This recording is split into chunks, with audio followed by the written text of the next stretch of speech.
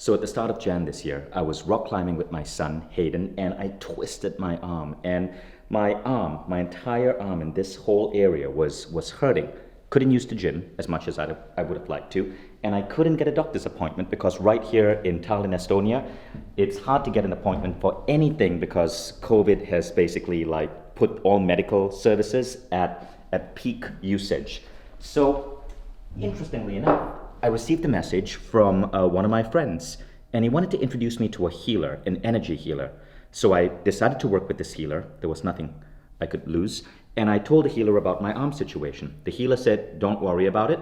I'm going to work on you in the middle of the night while you're asleep, and I'm awake right here in Chicago. Now, the very next morning, the healer messaged me and said, Vishen, worked on you. Let me know how your arm is doing.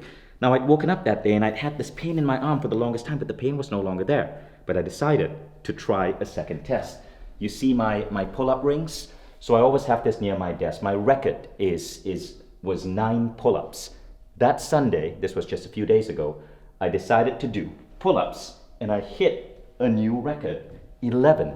And after those pull-ups, I was sure my arm was going to hurt because I hadn't been able to do a pull-up in almost 6 weeks. No pain. My hand had become free of this injury.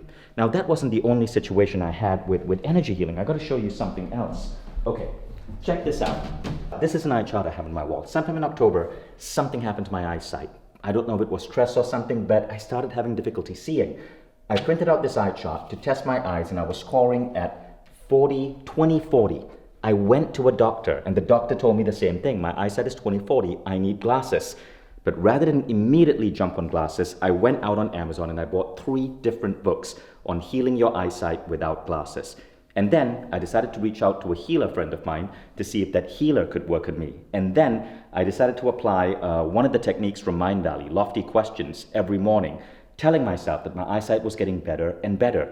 3 weeks later, I remember waking up and the world felt clearer. I tested my eyes and I was at 20/25. Now, the story should have stopped there. I was about to record this video and tell you that I'd taken my eyesight from 20/40 to 20/25 in 3 weeks, but I just tested my eyesight right now as I was doing this video, and I'm at a perfect 20/20. Yes, check this out. This is how I test my eyesight. So this is the mark. You can see it's quite a distance, okay? And I'm supposed to read the bottom line of that, and I can read that bottom line. The first 3 letters being DEFPOTEC. I've not been able to do that. I literally discovered I could do that today, which means my eyesight is getting better. This is why I believe in energy healing. And studies have found that up to 35% of all medical ailments, when you test them against the placebo is able to heal almost as well as the actual medical procedure.